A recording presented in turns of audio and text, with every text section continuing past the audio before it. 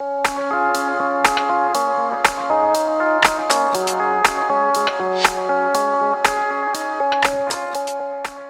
hello, hello. I'm your host, Joy K. Massenberg of Joyful Moments with Joy. It is that time. I need a thumbs up. Come on, give me a thumbs up. Yeah. And show me some love. Subscribe, guys. Hit the bell and share. All right, we're going to get right into it today. We're going to my favorite Psalm 119 of all times. Guys, that's Psalms 119 and 49.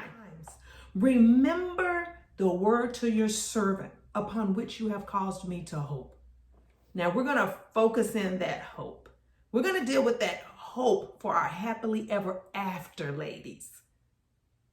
But to have that hope, you got to know what the enemy is against that hope. And it's divorce. I found out that the divorce rate, which was 50%, they are saying now it's gone from 50% down to 40%. However, you got to do your homework. It's not because we're doing better. It's just because millennials are no longer marrying. So what is the enemy against our happily ever after? Divorce. I have learned that we perish from a lack of knowledge. You've heard that one, right? So we're going to go in and we're going to study 3 divorce facts so we can get some wisdom on how we can obtain our hope for a happily ever after. Gillespie, Shields, Goldford, and Taylor, they have 20 divorce facts. We're only going to focus on 3. The first one says that couples who live together prior to marriage increase their chances of divorce by 40%, guys. Now, if you were to tell me that I would increase my rate of getting COVID-19 by going and shaking a hand by 40%, guess what I'm going to do? I'm going to say hi from a distance. Don't live together. That's the answer to that one. That's pretty easy. Let's not live together before marriage. You say you love me? Then let's set the date, say I do, and what? We will then increase our chances of a happily ever after by waiting to move in together after the ceremony. Number 2. Now, they've clumped in some reasons, several in there, but they really go together. They said these are the most common reasons people divorce. And this was said by divorcing couples, that they lack commitment. Well, we just went over that people living together increases the divorce rate by 40%. What did they fail to do? They failed to commit first. Right? Before we go into that and move in and share a mortgage, let's commit to one another. Let's take on one another's name. Infidelity, they argue too much. If you know that that's a major common reason that people divorce, then maybe before you get married, we go to marriage counseling that includes communication skills. What about that? I think that's a good one. Make sure that you read on what they're going to offer in their counseling classes. They married too young. I beg to differ on that one. I'm going to say maybe they fail to find people in their relationship that are mature. The reason I beg to differ, because I was 18 when I got married, and I will be celebrating 27 years of a wonderful marriage in July. So I'm not going to say that it's age. I'm going to say that it's people being mature enough to sit down, get all the information that they need. Maybe they failed from a lack of knowledge. Maybe they needed to take some communication classes. Maybe they should have talked longer to find out some things that are deal breakers. Y'all remember that from last week? If you don't, go back and look for that segment last week's, okay? It also says that they had unrealistic expectations. For that to happen, here's a solution, guys. Before you say I do, sit down and have a conversation about those expectations. Even when I was 18, That's something that I know we did. Maybe that was because my husband and I were always at a distance. We lived more than an hour from each other, so we really had to communicate because we didn't get a chance to just hang out and get caught all up in the lovey-dovey feelings. We had to get to know one another. So that was a reason. Now you'll find this reason really funny. This next one, the third one. It says Iowa has the lowest divorce rate, with Illinois, Massachusetts, and North Dakota right behind it. So with our hope of a happily ever after, there's one answer right there. Let's move. Let's just pack our bags and get ready to move to Iowa. We're going to go to Illinois, Massachusetts, or North Dakota.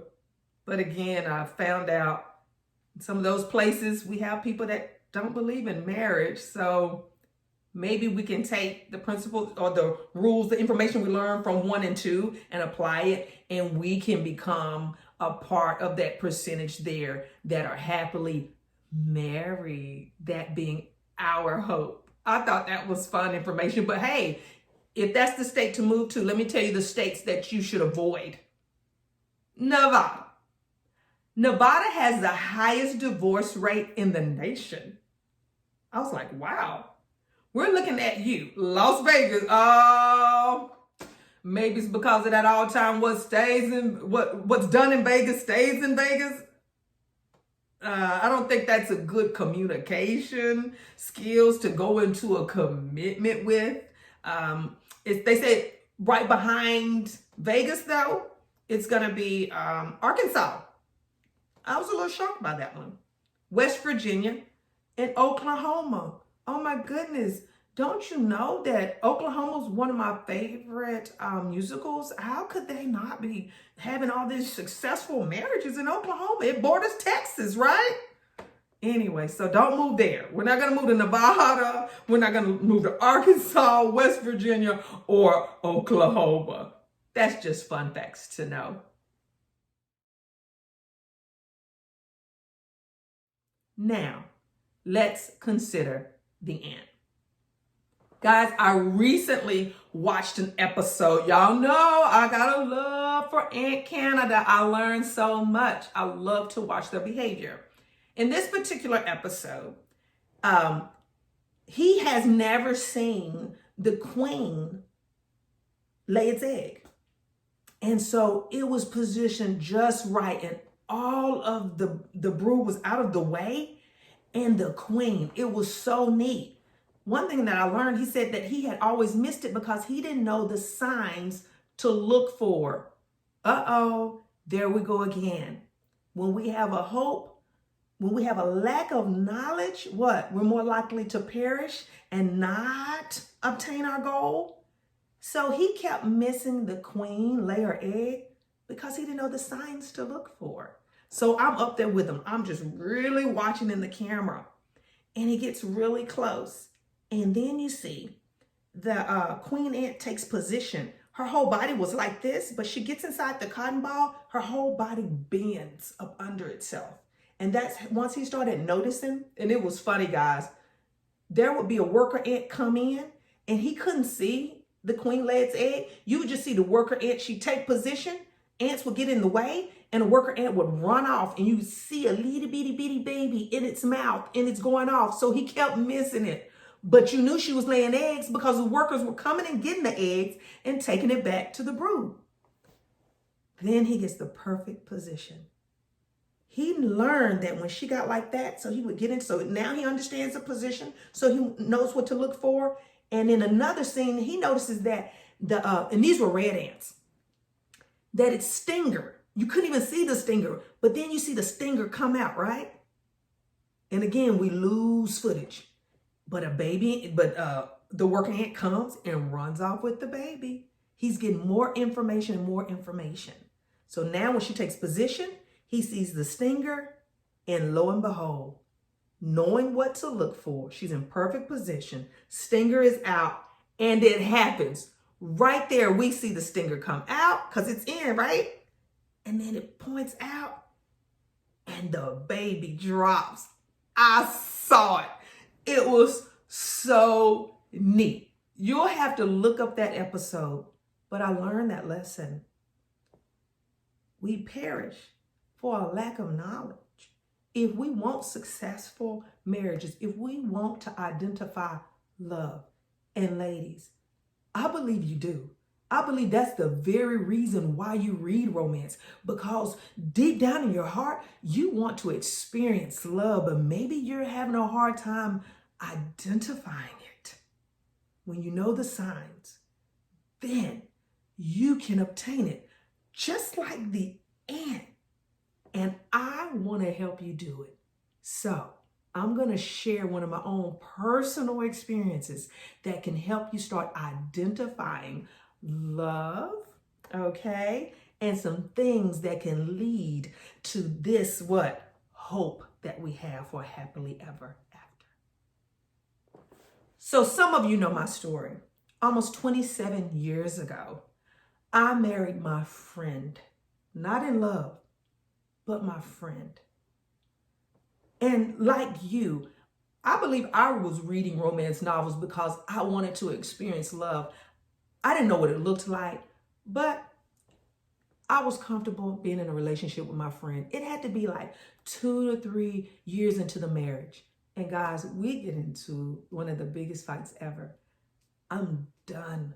I'm in there on the couch.